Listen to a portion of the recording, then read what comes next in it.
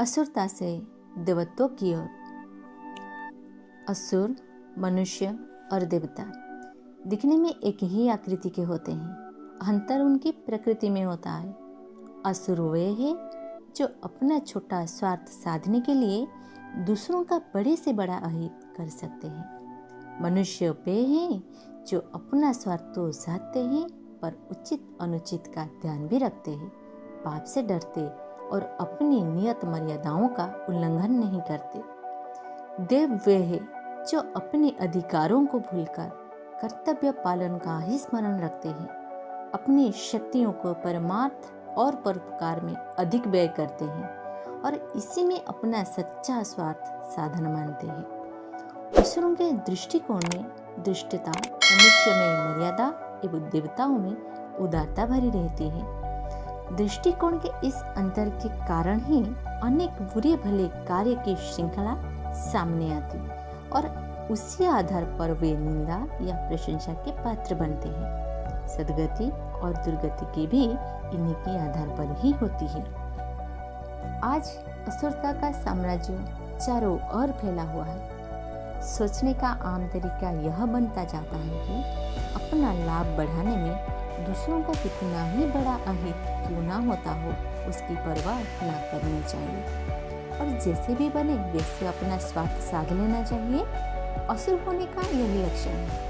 लंबे सींग, बड़े दांत और काले चेहरे वाले राक्षस चित्रोंकारों की कल्पना का अलंकारिक चित्रकार ही मात्र है। वस्तुतः शक्ल सूरत में असुर भी मानव प्राणी जैसे ही होते हैं और उसकी शक्ल सूरत भी हमसे मिलती जुलती ही होती है। अभिचार पूर्वक स्वार्थ साधने की जो पशुता के प्रतीक रूप में, पर पीड़न की बुराई के रूप में ये श्रृंग लगाए गए हैं। अपना पेट भरने के लिए बहुत जल्दी बहुत कुछ उदरस्त कर जाने की तृष्णा और लालसा के प्रति बड़े बड़े दान हिंसक पशुओं जैसी बनाए गए हैं। पशुओं की असली प्रवृत्ति वालों का जीवन कलंक कलिमा से कलुषित होता है, इसलिए उनका चेहरा भी काला चित्रित किया जाता है। यह चित्रण उनके आंतरिक स्थिति का अलंकारिक प्रदर्शन मात्र है। कलेवर तो सभी मनुष्यों का एक सा होता है। कई बार असुर लोग रंग रूप में और भी सुंदर लगते हैं। व्यभिचारी और व्यभिचारी में नर नारी सरासरी लोगों की अपेक्षा प्रायः अधिक रूपवान लिखे जाते हैं। भोगों की वेशभूषा सज्जनों से बढ़कर होती है। धूर्तों के भाषण में अधिक मिठास रहती है। बाह्य आवरण की दृष्टि से असुर अधिक सुंदर भी दिख पड़ सकते हैं। चित्रकार ने वह भयंकर रूप उनकी आंतरिक स्थिति के दिग्दर्शन के रूप में ही किया है। असुरता के लक्षण विशाल परिमाण में बढ़ते और पनपते देखे जा सकते हैं। मांसाहार की प्रवृत्ति दिन दिन बढ़ रही है। पहले जितनी घृणा इस संबंध में लोगों को थी, अब उतनी नहीं। जो नहीं खाते वो भी उसे घृणा नहीं करते हैं। मछली का तेल तथा पशु पक्षियों के अंग प्रत्यंग चीर फाड़ कर बनाई हुई औषधियों का आज डॉक्टरों की दुकान में बाहुल्य है। लोग बिना संकोच उन्हें खाते पीते रहे हैं। इन वस्तुओं को प्राप्त करने में दूसरे प्राणियों को कितनी मर्मांतक पीड़ा सहन करनी पड़ी है, इसका विचार भी लोगों को नहीं आता। हमारी स्वयं की हत्या इसी प्रकार इन्हीं प्रयोजन के लिए कदाचित दूसरे प्राणी करने लगेंगे तो हम पर कैसे बीती, इसका ध्यान तक लोगों को नहीं आता। निर्दयता और निठुरता की पाषाण मूर्ति बनकर दूसरे का मांस खाते पीते जिन्हें झिझक नहीं होती, उसकी प्रवृत्तियों को किस संज्ञा में गिना जा सकता है। जालसाजी और ठग विद्या एक प्रकार से चतुरता और बुद्धिमत्ता का अंग बनती चली जा रही है। व्यापार में धोखेबाजी का समन्वय अब एक आम बात बन रहा है। कहना कुछ, दिखाना कुछ, देना कुछ, यह तीन तरह का व्यवहार करना दुकानदारों की एक आम नीति है। खाद्य पदार्थों और औषधियों तक में जो घृणित प्रकार की मिलावट होती है, उसे उपभोक्ताओं का स्वास्थ्य चौपट होता है। इसकी परवाह किए बिना व्यापारी निर्धड़क अपना उल्लू सीधा करते रहते हैं। न्याय की रक्षा के लिए बने हुए न्यायालयों के कर्मचारी इस प्रकार रिश्वत में अन्याय को प्रेशर दिए हुए हैं, यह किससे छिपा है।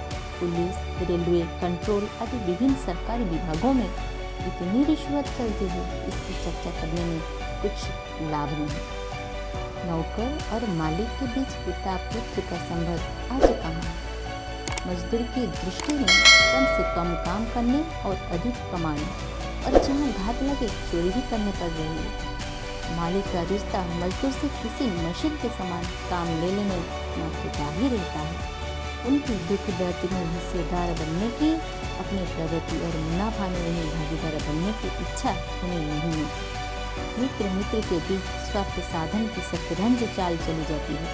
शत्रु और उदासीन को ठगना ये कठिन होता है, मात्र मित्र बनकर आसानी से विश्वासघातक किया जा सकता है। इस दृष्टि में अब मित्रता भी विश्वासघात और धूर्तों की एक चाल बनती चली जा रही है। तोते की तरह लोग तभी एक मित्रता रखते हैं जब तक स्वार्थ साधते हैं, और उसकी कमी आते ही आंखें बदल जाती है।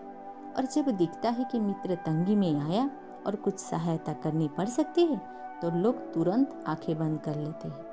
घर परिवार में भी यही नीति बरतती जाती है। पिता माता तभी तक अच्छे लगते हैं जब तक वे कमाते हैं और खिलाते हैं। जब वे अशक्त हो जाते हैं तो भार रूप लगते हैं।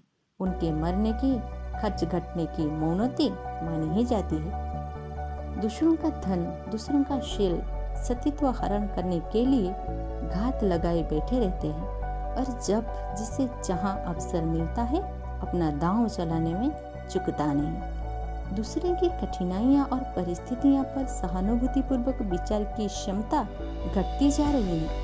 यह सोचना लोग छोड़ने चले जा रहे हैं। दूसरों की परिस्थितियों में निठुरतापन पे और मनुष्य पापी, अपराधी एवं दुष्ट बनता चला जाए तो इसमें आश्चर्य की क्या बात है।